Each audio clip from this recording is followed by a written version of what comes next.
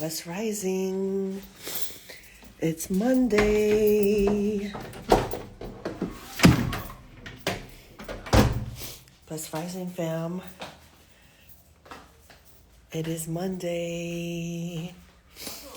So I would like for you to share this live. You see that arrow at the bottom where it says comment? Share it with 9 people who you know could use to be lifted, or a word today, or something to help them get out of a funk. And let me know in the comments that you did share it. How are we feeling? One word. It is Monday. It's the beginning of a new week, right? It's all relative. What is your energy today? What is one word to describe how you're feeling this morning?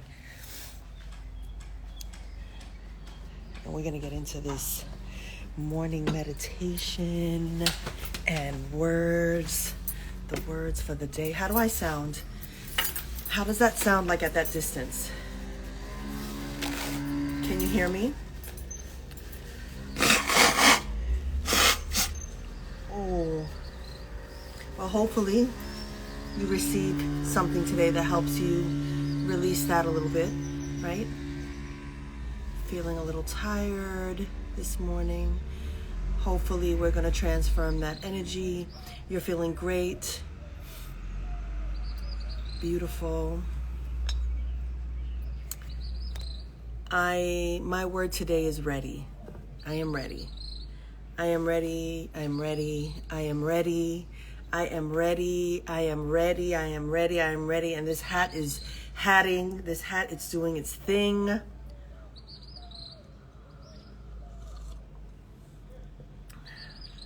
Yes. It's giving La Santera story time. I love y'all. Happy Monday. It's Monday. I feel ready. I'm ready. I'm ready. I'm ready. I'm ready for whatever. I'm ready. I'm ready for the blessings. I'm ready for the lessons. I'm ready for the changes. I'm ready for the endings. I'm ready for the cycles. I'm ready. I'm ready to release. I'm ready to heal my broken heart. I'm ready to grieve. I'm ready to live. I'm ready to love again. I'm ready to be in places that value me and support me and want me around. Yes. And respect me and lift me and affirm me. I am ready. That is my word. I am ready. Yeah, spring is coming. So let's begin. Yes? We are reading 2 texts. We are reading Finding Soul on the Path of Orissa, and we are reading Thich Nhat Hanh, You Are Here. It is 8:39 a.m. where I am, and we are on part 2 of the book. Part 2. Mafedefun Obatala, Mafedefun Elegwa, Mafedefun Ogun, Mafedefun Ochosi, Mafedefun Oya Yansa.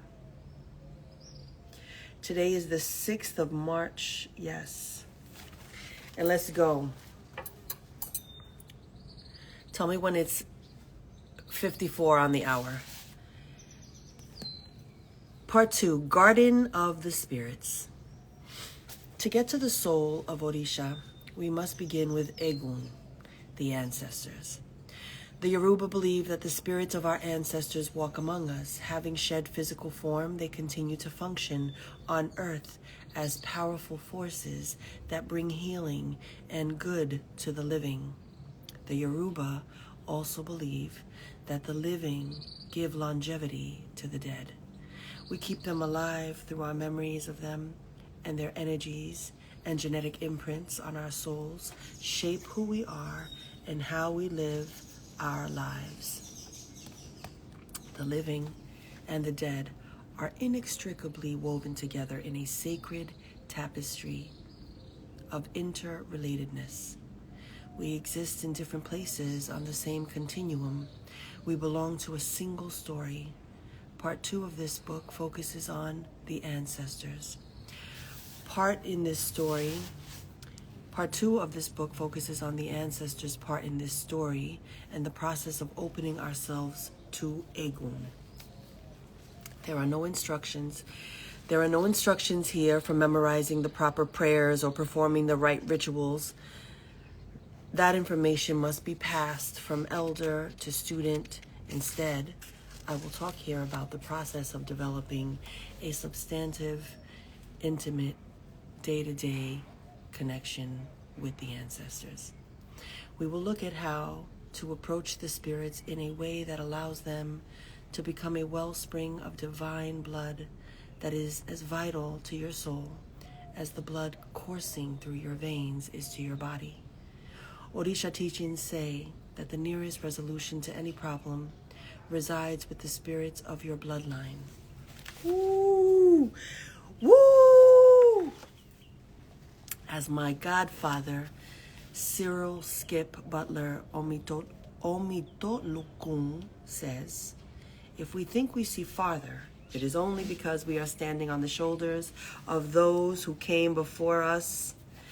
In Orisha, every moyuba lofi, moyuba loru, moyuba lodumare, aquí está tu hija leyéndote. In Orisha, every moyuba, or formal prayer, begins by first honoring the ancestors, the holy mothers and fathers. All ritual work directed at the deities proceeds in similar fashion by first invoking and thanking the spirits. Yes, sir. Yes, sir. Any elder you choose to learn from will start you on the path of Orisha by first making sure your feet are firmly planted in the soil of the ancestors' power. Working in the ancestral garden will become fundamental to your daily life and will provide the foundation upon which you learn to breathe with God. In order to know the deities, you must first know yourself, which involves knowing intimately and paying homage to your roots, your origins, the Egun. The Egun. Yo, that sounds like a whole chapter title or an essay that I need to write. Come on. The Egun. Damn. Cultivating a soulful connection with Egun requires a full commitment, focused attention, hard work, and consistent care. Somebody write that down.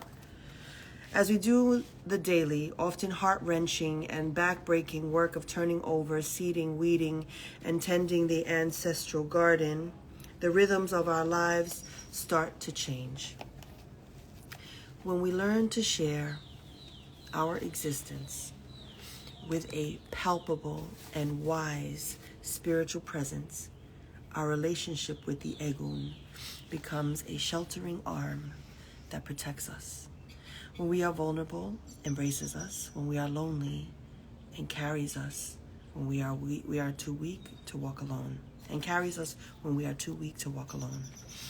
Gradually, we learn how to give our plot the right balance of light.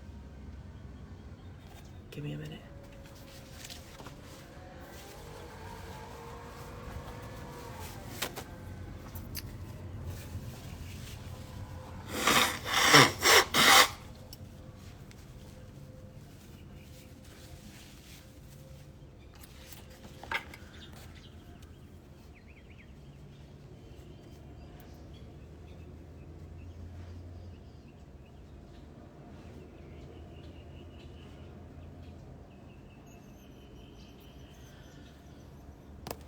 Page 61.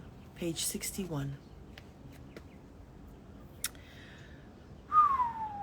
As we do the daily, often heart-wrenching and back-breaking work of turning over, seeding, weeding, and tending the ancestral garden, the rhythms of our lives start to change. When we learn to share our existence with a palpable and wise spiritual presence, our relationship with the Egun becomes a sheltering arm that protects us when we are vulnerable, embraces us when we are lonely and carries us when we are too weak to walk alone. Ashe. Paragraph 2, page 61. Gradually, we learn how to give our plot the right balance of light and water and how to protect it from the spiritual predators of fear and soulless ritual. We develop the ability to work gently through difficult feelings about those ancestors whose actions, when alive, caused harm to us or our loved ones. We discover spiritual resources for tending to the unmourned loss and unhealed rages within our family histories. Those tangled vines that live alongside the succulent vegetation in all lineages. With work, I should just fucking highlight the whole page. With work and in time, we find ourselves in an abundant garden overflowing with sweet fruit to sustain us on our journeys and strengthened by the vital roots. Let me read that again. With work and in time, we find ourselves in an abundant garden overflowing with sweet fruit to sustain us on our journeys and strengthened by the vital roots out of which our existence has sprung. Beautiful, beautiful. It takes years to grow a lush ancestral garden, to discover which fruits grow well, beside which vegetables, which rituals and practices will strengthen your bond with the Egun.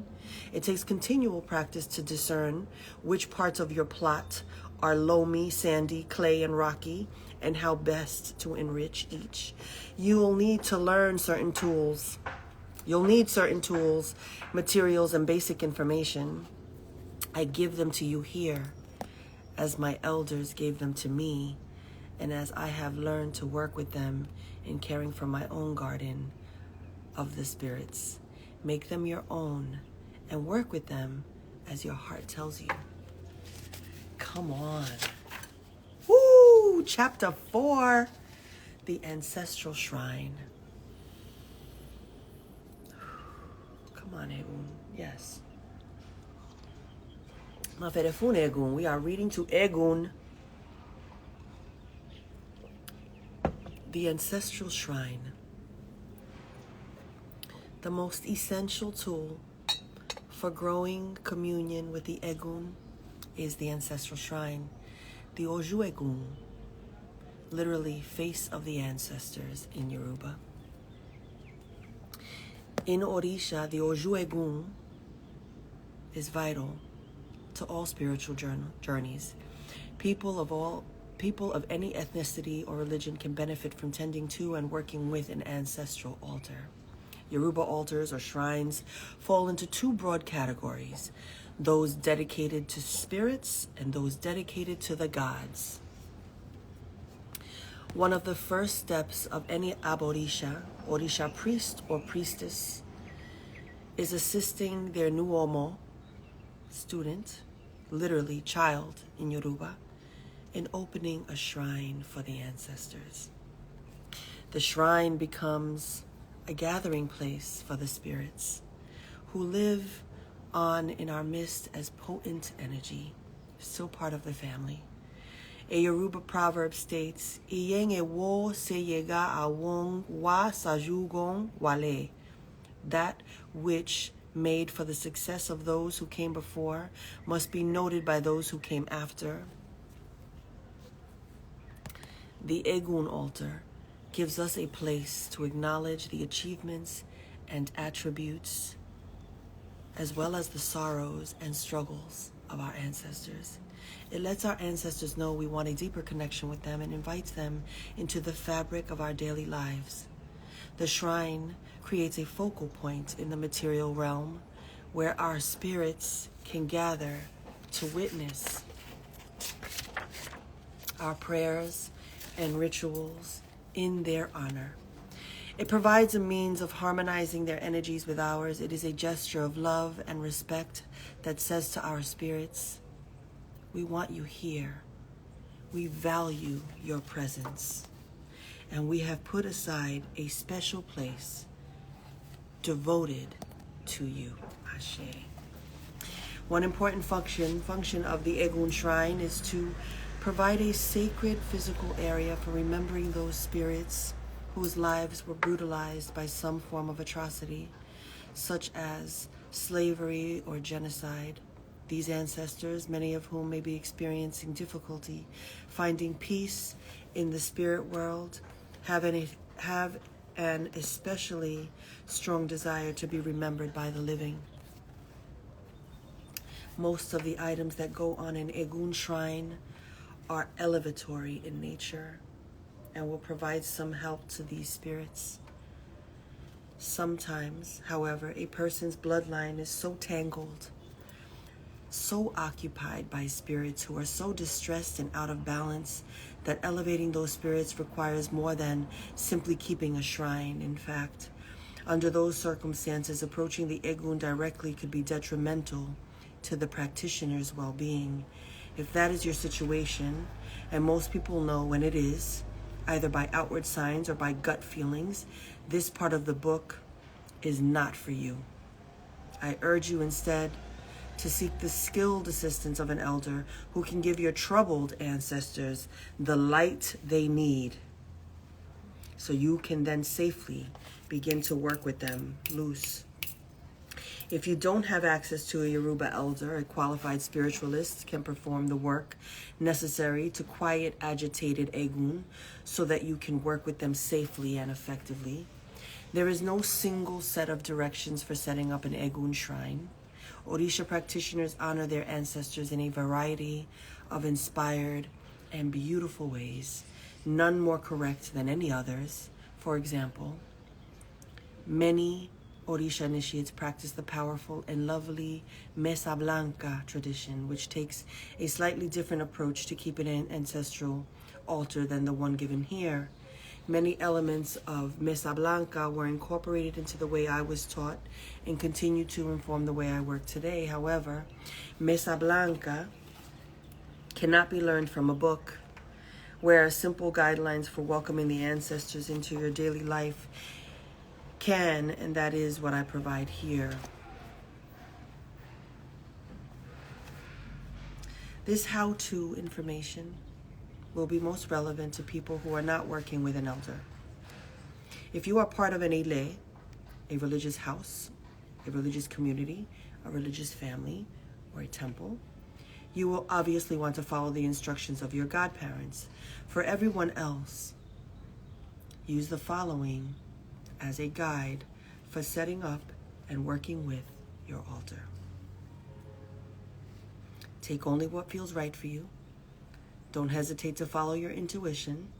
The ancestors often speak through hunches and gut feelings, and those gut instincts will rarely mislead you. And that's time on that section. I am not going to read the rest of this chapter because I want you to buy the book. I want you to buy the book. I want you to support this writer. We're going to start on chapter 5 tomorrow. But the rest is setting up an altar and all of that. And I also provide classes on that. And so that'll come at a later date. But you received a lot this morning. A lot. A wonderful place to start from, for sure. And yes, you can drop questions in the chat box because, you know, I don't want to just kind of like read and bounce, because that chapter is probably the most important part of a spiritual journey for me, my belief system, right?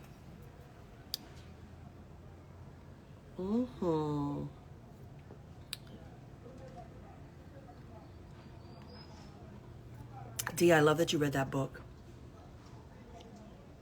So dope. And what's wonderful about rereading like text like this are all the gems that you like get to revisit and feel again and embody. All right, family. We are going to read You Are Here. You Are Here. You Are Here. Maferefuno Shun. Maferefuno Shun. Maferefun. Oh yeah. It is 9:55 a.m.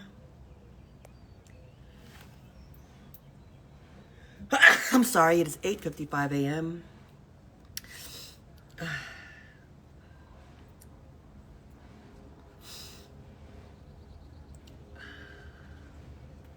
Bless me. Chapter 3. You are here discovering the magic of the present moment. Chapter 3. Practicing skillfully with our past.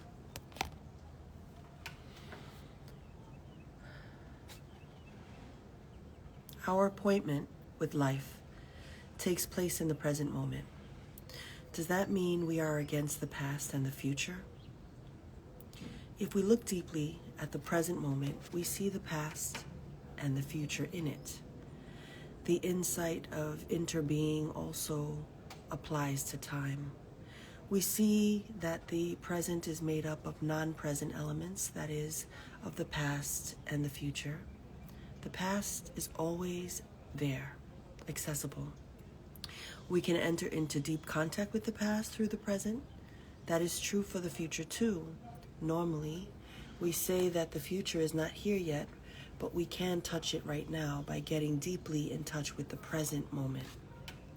Because it is of an interbeing nature, the present cannot exist by itself. The inter exists with the past and the future. It's like a flower that cannot exist by itself. It has to interexist with the sun and the earth. This is true for time too. The present is made up of material called the past and the future, and the past and the future are here in what we call the present. The Buddha said that we should not be afraid of the past, but he did warn us not to lose ourselves in it either.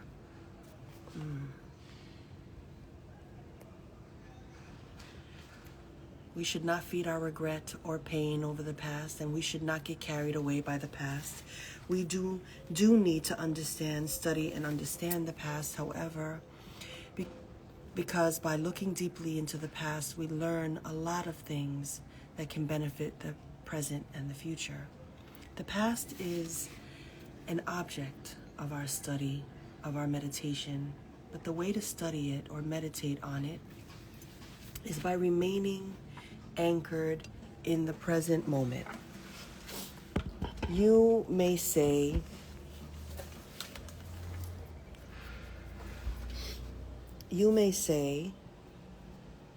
we may say, that the past is already dead. But ultimately, the truth is deeper than that. The path is still here in the form of the present. We may think that there isn't anything we can do about the past anymore, but there is. Perhaps we have done negative things in the past that we regret. It's a mistake to think that it is no longer possible to change the situation, that it is impossible to correct the past. We can correct the past. The past is here, and if we get deeply in touch with the present, we can touch the past as well and transform it. Transforming the past is possible thanks to meditation practice. Suppose you said something not very nice to your mother while she was alive. You regret this, but she is no longer here for you to say to her, "Mom, I'm sorry. I feel terrible that I said such a thing." What can you do? You should get deeply in touch with the present and see that your mother is still alive in you. A mother lives on in her children. It is a scientific fact. A mother lives on in her children. It is a scientific fact. And I'm feeling like, and children live on in their mothers, you know?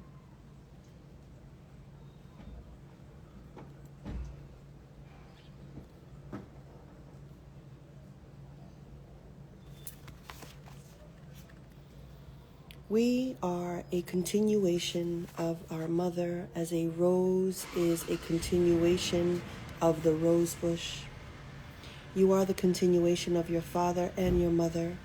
If your mother is no longer alive, you can touch her in yourself because she exists in every cell of your body and consciousness. We are the recipients of a genetic inheritance that comes from our mother, our father, and all of our ancestors. You see how these readings are aligning? God is so good all the time. We gotta go inside. We gotta go inside. Este sol, mira, me está cocinando. I stay at, I try. Let's go. Let's take it to the shade. Let's take it to the shade. The sun is beautiful. It's heavenly. It's gorgeous. Amazing. But we need to cool off. Asabachi, ¿qué tú haces? ¿Qué tú haces? ¿Qué tú haces?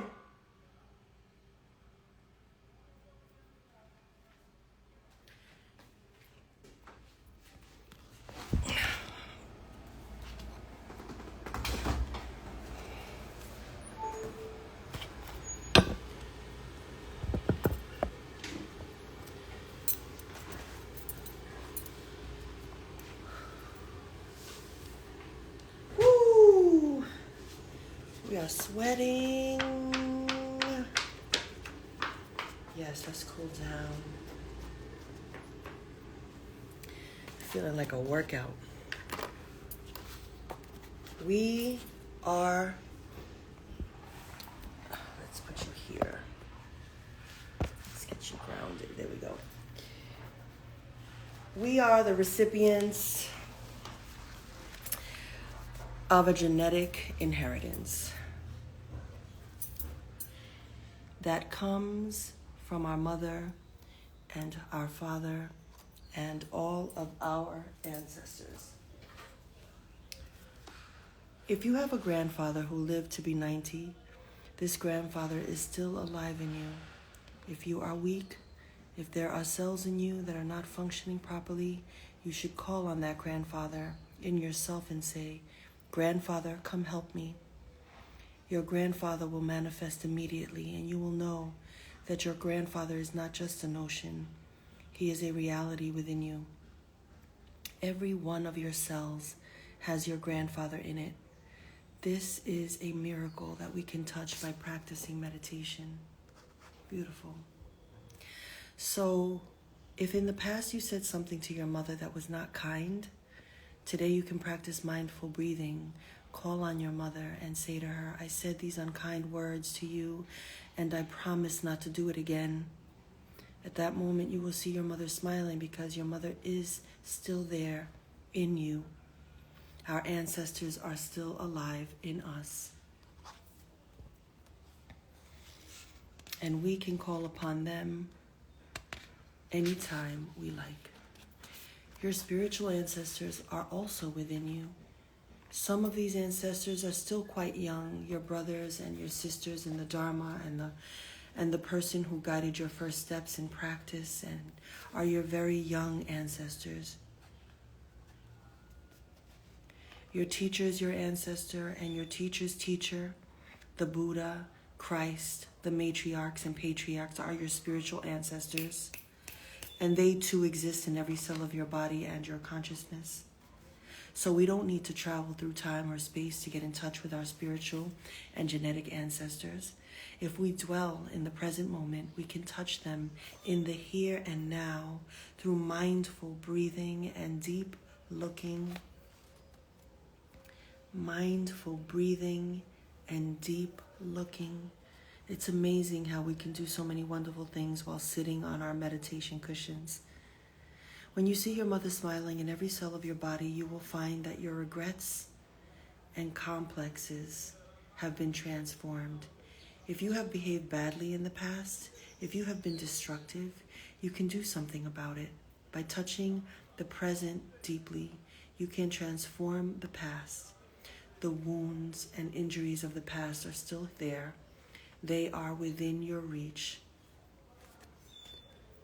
Sorry, I feel high right now.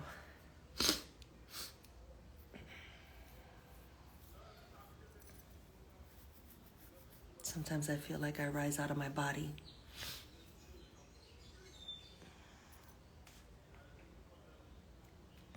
When you see your mother smiling in every cell of your body, you will find your regrets and complexes have been transformed.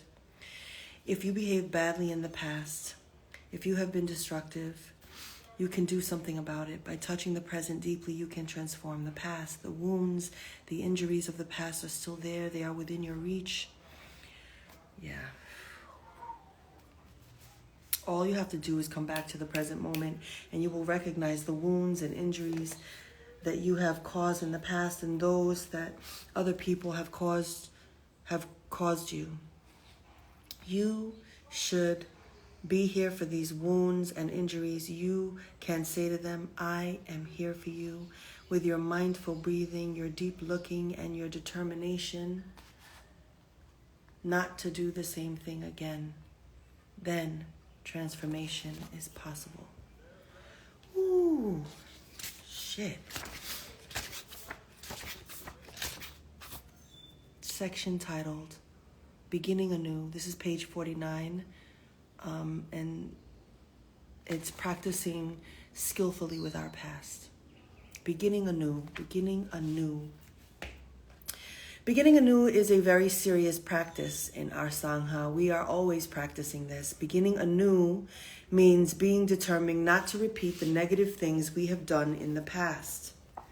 A new era begins when we commit ourselves to living in mindfulness. Commit ourselves to living in mindfulness. When we vow to ourselves, I am determined not to behave as I did in the past, transformation occurs immediately. To make a fresh start like this, we need to study the 5 mindfulness trainings, a set of real and concrete methods for living our daily life in mindfulness. These trainings are listed in page 135. For instance, in the past, we have eaten and drunk toxins unmindfully, bringing poisons into our bodies and our consciousness. Now we want to eat and drink with mindfulness.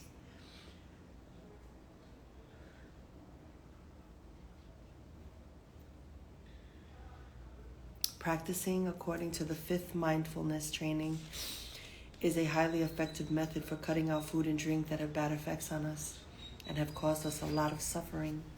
Enlightenment, awakening is possible for all of us. The Buddha was an enlightened person, and we all have this seed of enlightenment in us.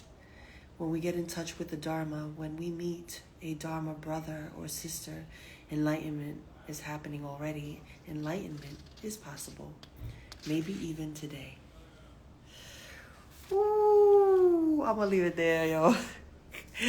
I'm gonna leave it there. That shit was a whole lot.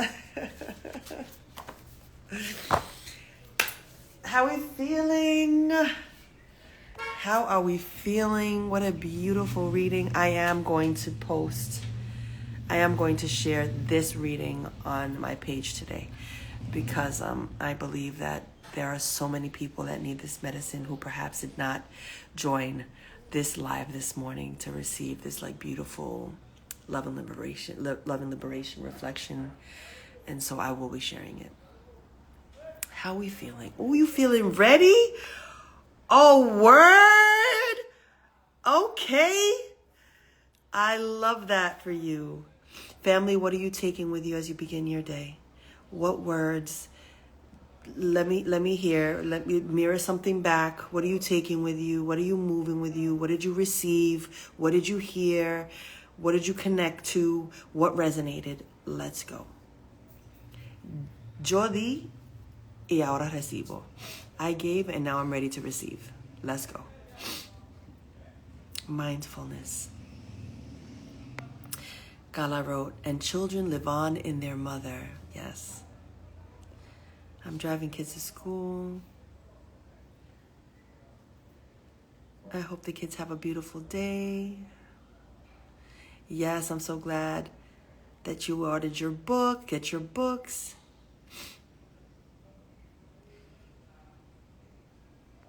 Oh, yes. I remember the book club. That is probably the most powerful book club I participated in terms of getting feedback about my book. And I believe it was you that gave me feedback on one of the chapters on the letter to my dad. I kind of feel like it was you that was like, my dad would have gotten a fuck you, happy Father's Day letter. Yeah, that was a great conversation. Let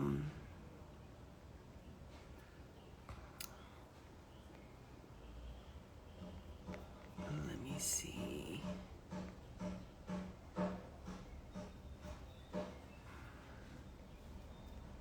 Still processing. Yeah, it's a lot to process. I feel really high right now, which is beautiful. You arrived right on time. Don't get lost in the past. Word, Vio. My ancestral bloodline is always within me. Word. Commit. That's a whole word.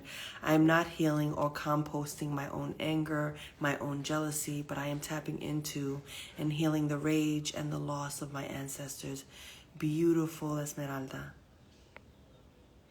The part about difficult answers you was one, and mothers live on in their children. Yo, I'm telling you, God knows why I picked these two texts to read together, but they are really lining up beautifully.